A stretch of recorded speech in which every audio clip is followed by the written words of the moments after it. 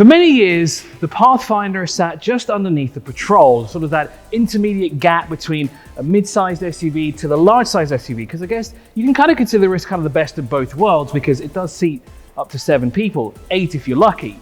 But this here is the 2023 shape. It is all new, and it might look a bit familiar, doesn't it? Because it kind of looks like a Patrol from the front end, which to be honest isn't really a bad thing. The new Patrol is rather handsome. So let's talk you through the 2023 Nissan Patrol, which is now readily available in the United Arab Emirates. But before we do that, if you're looking to buy a new car or even a second-hand one, and you're looking to get a loan, here at dubizzle Cars, we can help you. We can help you with basically everything from A to Z to make your life that much easier. So if you need a car loan, hit us up. Now, let's talk about the 2023 Nissan Pathfinder, because as we said, very Patrol-esque here and there, especially up front. It has the iconic now V-Motion grille with the chrome here as well, a bold grille up front and sleek LEDs.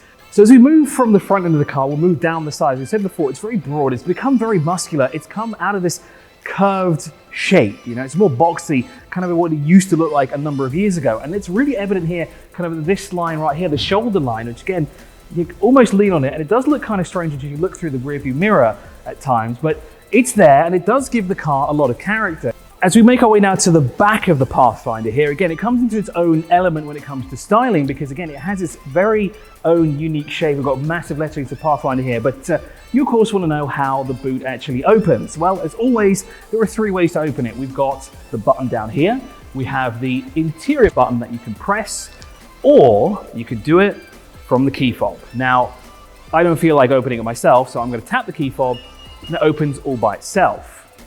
Fantastic. Kind of like every car almost now in production to this day. However, the Pathfinder has a little trick up its sleeve. I don't have to faff around with doing this with my feet or anything like that, although it does work. What I can do though, is I'll reopen the boot. I'll do it manually this time as well, just to show you that it does do it that way too. So up it goes. What you can do as well is that you can close the boot from your key fob. So if you're a little bit further away from the car, hold it and down it goes. Fantastic, seriously, you can walk away from your car and close it, not have to worry about putting it down like that. Now I'm waffling on a little bit too much about the exterior, but before we go inside, I love the paint finish of this. It's a lovely shade of green on here, and it really complements the black roof on top, because there's these little black parts on the C-pillars, I want to say. Let me just check that. Yes, on the C-pillars, which kind of gives the roof a floating effect. Now, you go in on the passenger side, and let's have a look at what's on offer inside. And now probably one of the parts you've been waiting for, the interior of the Nissan Pathfinder. This is of course the 2023 shape still, and it is absolutely stunning inside. There is so much room inside of this car. And I'm not just saying that because it is humongous. There is actually, surprisingly enough, a lot of space inside this car. We've got 3 rows of seating, 2 in the front, 3 in the middle, and 3 in the back. So it's actually an 8-seater this car here. So again, plenty of space for you and your family. But let's take a look at what it's like inside, shall we? Let's take a seat. So I'm gonna squeeze my way in, and now I'm comfortable. I'm very comfortable inside this car. You know, there is a lot of room inside here to sort of spread out, and of course I have my memory seats here as well. I've got a leather wrapped multifunction steering wheel in front of me with plenty of options, including the Pro Pilot, which is very, very useful for safe driving on the roads here. And then of course I've got a digital display in front of me, which is high definition, which is fantastic to see in a Japanese car. And the center console, it is very clean here. Very simple to use. Look how small and dinky this is here for the gear selector here. It's very easy to use. Great, you can kind of grip it like that, or you can kind of push it forward like that. Many ways to use it. Cup holders, mandatory. You've got a little phone holder. But best of all, a wireless charger down here. It's massive as well, so it will fit your iPhone too.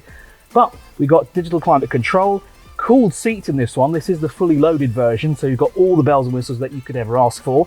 Again, you have a high definition screen here in front of you with navigation, Apple CarPlay, Android Auto, navigation, and anything else that you could desire on a touchscreen. And again, look how crisp and clear this system is. It's wonderful. But of course, to open up the cabin more, we have the moonroof that spreads from the front to the back. Now, speaking of the back, let's go check out the rear seats. And now we take a look at the second bench. And of course, we'll take a look at the third bench in a minute. So space for 3, very, very spacious. I mean, look at the size of this footwell down here. But best of all, if you look at the door there on your side, yeah, look at the door, look at that. 2 cup holders, and there's a humongous amount of storage space there. This car is huge wherever we look, but I've got to say though, despite it being that huge on the second row, the third row, if I'm honest, is a little tight. But I guess for the wee ones, it's okay.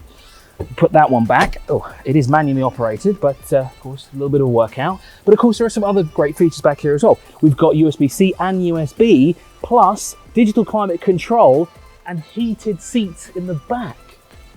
Very cool. But let's go have a look now at the engine to see what's on offer and what's powering this Pathfinder. So we've popped the bonnet to have a look at what's underneath here, and we've got the V6. We have the 3.5 litre V6 here with around 271 horsepower. Now this version is all-wheel drive, so power of course is sent to all 4 wheels via a 9-speed automatic. So this car actually doesn't have the CVT, it has a normal gearbox, which some will praise because obviously CVTs aren't seen as the best gearboxes, but however, on the flip side, CVTs are very economical on fuel. Now with the V6, when it's 3.5 litre displacement, the car is somewhat economical. Of course, it does have a drive mode selector with an eco mode, so you can actually bring down your eco meter, or better yet, you can bring down the fuel that you're consuming, so you get a longer fuel range. So now we talk about price, and of course that is one of the most important things when it comes to buying a car. Now this car here is 158,000 base, so that is for the 2-wheel drive version. However, this one here is fully kitted out. This is the SL all-wheel drive, so of course that means power sent to all 4 wheels. This one is 214,000 dirhams. Now, on paper, that does seem like a lot of money. However, you're getting a lot of bang for your buck. I mean, you're getting a very spacious 8-seater, you're getting an economical 3.5 litre engine, plus you get a very good-looking Nissan. Best of all, it's a Pathfinder, so you can also do a little bit of light off-roading. And as we said before, if you're looking to get a car loan for a new car, of course, you can check out dubizzle Cars. We'll be more than happy to help you out on your car buying adventure. And of course, it is the easiest way to buy a car. But I would say this is a definite winner in the segment. It is, as we said, spacious, comfortable, great options, and of course, a fantastic engine with a 9-speed automatic gearbox. So I want to hear from you what you think of the new Pathfinder. Does the new shape play in the favor for it, or does it look too much like a Patrol? I want to know from you, so do let me know in the comment section below.